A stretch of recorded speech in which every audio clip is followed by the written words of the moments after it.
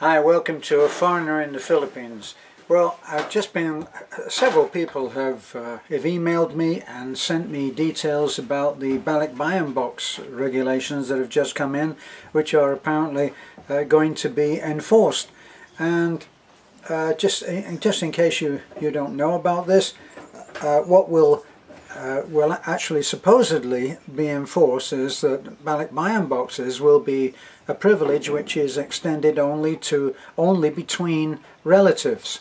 Now that would impact us greatly because people who are not our relatives send items which are not meant for us.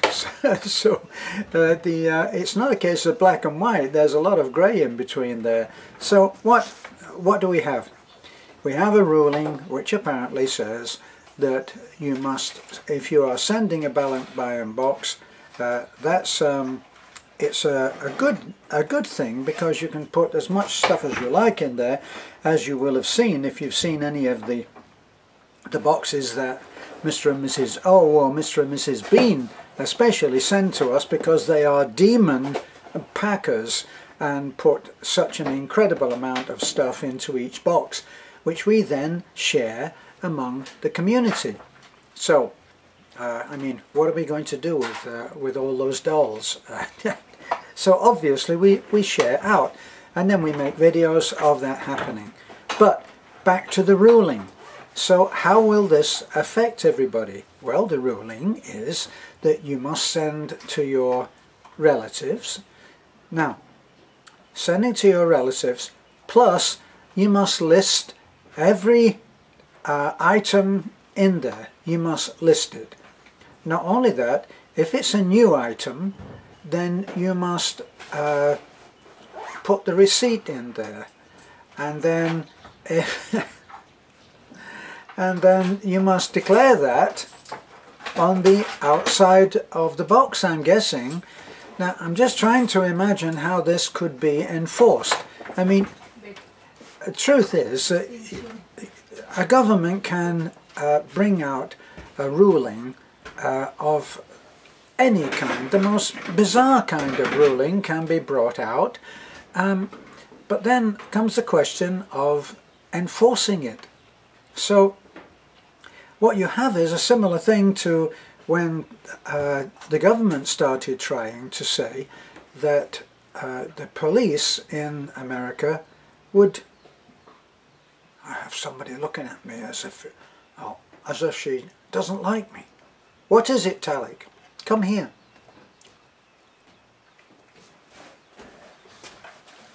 Come on. So let everybody see you. There is Talik. Well, why don't you let us see your dress? You can go and stand over there.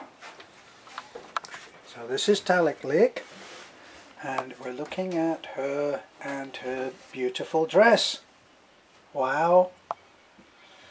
Oh, what happened to that little girl that I used to know? She's not there anymore. So, Talik Lake. That's who I was looking at. So you're going to stay, and we're going to talk about... Hi, Daddy. Can't actually see. And we got Bachoy as well. Okay, well, Bachoy, you can come and sit here. I don't know whether we can see you because you're so small, but we can see the top of your head. Can we see the top of your head? Okay, so now we've got everybody in. And what we were looking at, boxes which would impact these two guys very much, because they love to look at the boxes being opened, don't they, Talik? Especially the chocolates. So the point will be how they can enforce it. And as I was saying before I was so beautifully interrupted, I was saying that the government at one point were in America was saying that the police would be checking people's immigration status. So if somebody, just imagine a situation where the cops could actually stop you in your car, and if you look a little bit foreign, which in America. That wouldn't happen, would it? Nobody looks foreign in America. And they would be able to check your immigration status. So would everybody, if I look a little bit foreign, would I have to carry my passport to prove I was American? So making the law and enforcing it is quite a different thing. So now, how would they enforce the new Balikbayan law? It's beyond me. For instance, maybe Bachoy will give us his expert opinion later, but for right now it's just down to me. They would, what? They would open the box. So in other words, are customs going to be going through every box? Are they going to be looking at every item? Are they going to be sifting through? Believe me, I don't know how they would ever get stuff back into Mr. and Mrs. O's boxes. That would be a physical impossibility, I can tell you, because they vacuum pack everything. So they get 100 dolls and they vacuum pack them into a bag which will allow them to put them into a box along with another 100 items. So I just don't see how this law can actually be enforced. Now, Bachoy, can you behave? Can you behave? You're supposed to be a good boy. See, so I'll be interested to see how this works out, especially as we already have probably as many as 4 or 5 boxes that are on the way, that started out their trip before. Are you going to get down now, Bachoy? Okay.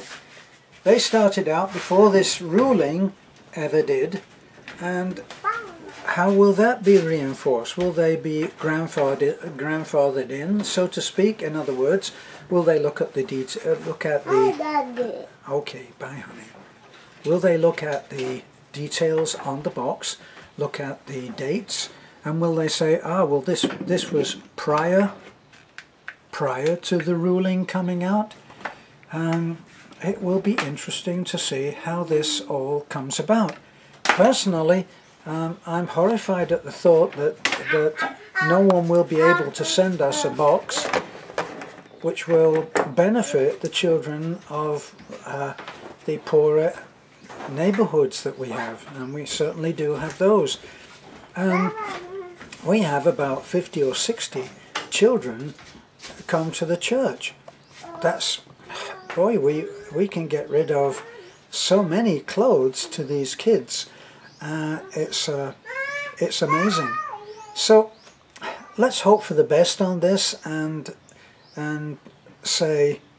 let's write this off as being one of those laws that they'll never be able to get anybody to enforce. That's what I would like to think. I'd like to think that somewhere along the line there's going to be a shipping agent that's going to say, yeah, right, or an immigration officer that's going to say, how can we do this? But of course, it also begs the question, before we end off, it does beg the question of how safe are all of the contents of every box. If every box is going to be opened, I just can't see how it can work. But then that's me. I'm a terminal optimist. So this has been a foreigner in the Philippines talking about our Balikbayan box privilege. Bye for now.